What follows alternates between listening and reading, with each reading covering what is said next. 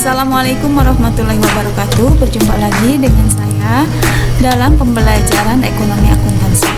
Untuk materi pada pertemuan kali ini, saya akan membahas tentang siklus akuntansi perusahaan jasa dengan submateri buku besar atau general ledger. Nah, ini buku besar ya. Sebagaimana kita ketahui bersama bahwa dalam akuntansi perusahaan jasa itu terdiri dari beberapa tahapan atau siklus ya, yang secara garis besar dikelompokkan ke dalam 3 siklus. Ada siklus pencatatan, ada siklus pengikhtisaran, dan ada siklus pelaporan keuangan. Nah, pada tahap siklus pencatatan itu terdiri dari 3 tahap, yaitu tahap menganalisis bukti transaksi, tahap yang kedua membuat jurnal umum, dan selanjutnya tahap yang ketiga yaitu memposting jurnal umum ke buku besar atau kita membuat buku besar ya. Nah, apa itu buku besar? Di sini buku besar itu diartikan sebagai alat yang digunakan untuk mencatat perubahan-perubahan yang terjadi pada suatu akun ya. Jadi mencatat perubahan yang terjadi pada suatu akun yang disebabkan karena adanya transaksi keuangan. Berbeda dengan jurnal umum, kalau pada jurnal umum itu dicatatnya itu adalah seluruh transaksi keuangan, artinya seluruh akun dicatat di sana secara historis atau dicatat seluruhnya berdasarkan urutan kejadian. Sementara pada buku besar itu transaksi itu dicatat pada akun-akun yang sejenis ya. Jadi perubahan-perubahan pada suatu akun itu nanti akan direkapitulasi sehingga pada akhirnya akan diketahui saldo akhir dari setiap akun itu. Nah, seperti itu ya. Nah, dengan demikian buku besar ini memiliki fungsi yaitu untuk meringkas semua data transaksi yang sudah tertulis di dalam jurnal umum, di mana semua data yang sudah ditulis di jurnal itu harus dicatat atau digolongkan ya dalam akun yang sejenis pada buku besar. Untuk yang nantinya digunakan untuk menyeimbangkan jumlah akun yang ada di kolom debit dan jumlah akun yang ada di kolom kredit pada neraca saldo. Jadi saldo-saldo dari setiap akun pada buku besar itu nantinya akan disatukan dalam sebuah tabel yang disebut dengan neraca saldo atau neraca sisa. Nah, akun-akun yang akan dijadikan sebagai sumber informasi untuk menyusun laporan keuangan, sehingga bisa dikatakan bahwa buku besar itu memiliki fungsi yang sangat krusial dalam penyusunan laporan.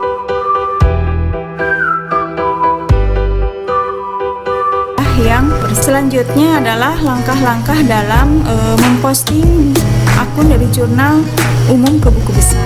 Nah, sebelum kita mempraktekkan secara langsung, nah ini kita harus mengetahui dulu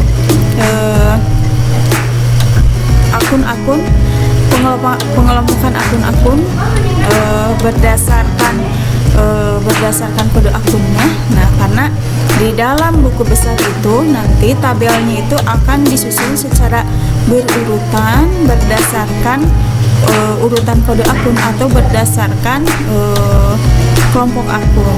Biasanya yang pertama itu dicatat adalah kelompok akun harta rancak, lalu akun harta tetap, lalu akun utang, akun modal, akun pendapatan, dan akun beban-beban.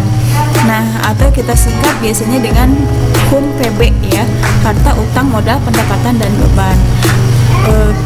Nah, lalu kalau di sini kita lihat di dalam jurnal umum ini ya, di dalam jurnal umum ini terdiri dari akun harta yang berupa kas, lalu ada piutang usaha, lalu ada sewa dibayar di muka, lalu ada perlengkapan bengkel, lalu ada peralatan bengkel. Sedangkan utang hanya satu, yaitu utang usaha saja.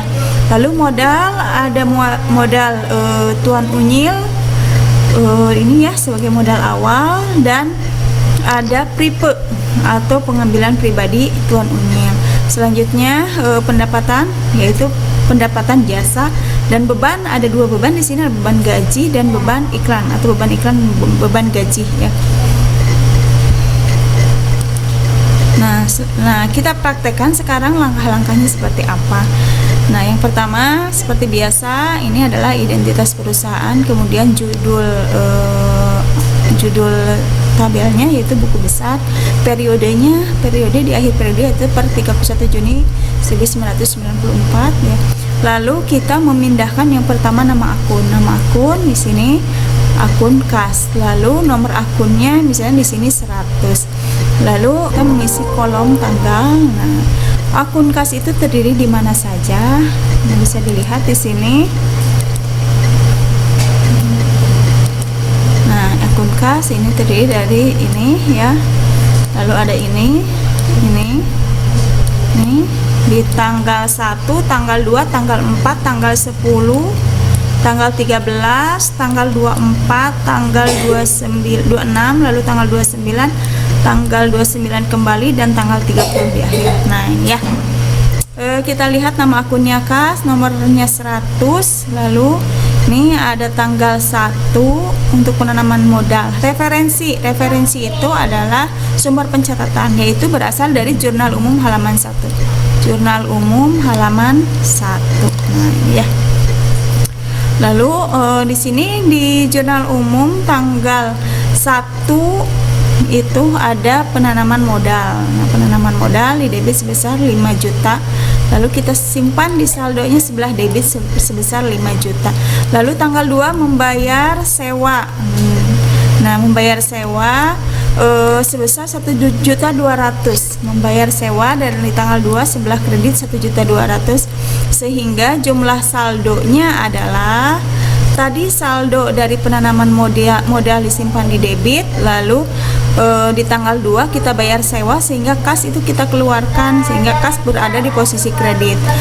Antara debit dengan kredit itu harus dikurangi ya, saldo debit dikurangi oleh saldo kredit, sehingga di sini 5 juta dikurangi 1.200.000 menjadi 3.800.000. Nah, demikian juga di tanggal 4 di sebelah debit, tanggal 4 sebelah debit kas sebesar 600. Nah, sehingga saldo menjadi 3.200.000.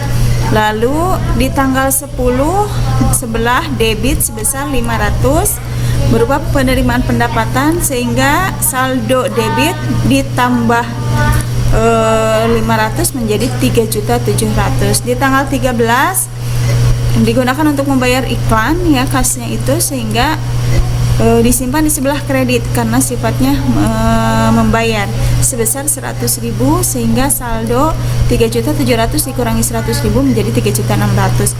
Tanggal 24 ada penerimaan pendapatan sebesar 300.000, maka simpan di sebelah debit karena kas bertambah, sehingga saldo menjadi 3.900.000. Di tanggal 26 ada penerimaan piutang sebesar 150.000, simpan di debit, sehingga ada penambahan saldonya menjadi 4.050.000 ya, 4.050.000. Lalu ada pengambilan prepaid di tanggal 29, kasnya menjadi berkurang sebesar 100.000, simpan di kredit, sehingga saldo berkurang menjadi 3.950.000. Lalu membayar beban gaji tanggal 29, kas berkurang sehingga simpan di kredit sebesar 100.000 dan saldo berkurang menjadi 3.850.000. Dan terakhir di sini